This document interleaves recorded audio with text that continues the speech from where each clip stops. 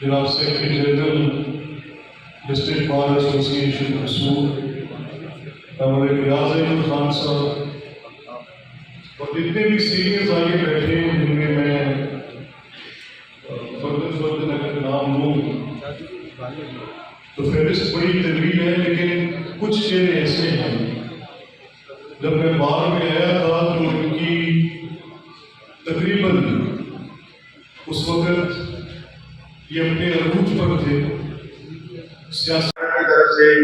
और एज सदर मैं आपको आज इस बार का मौसम बार का किताब देता हूँ, तो मेरी आप सब दोस्तों से गुजारिश है कबूल करें इसके लिए।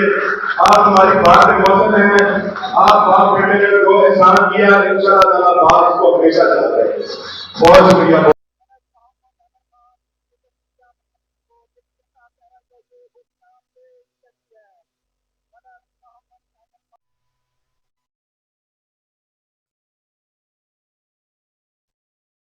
अहमद खान,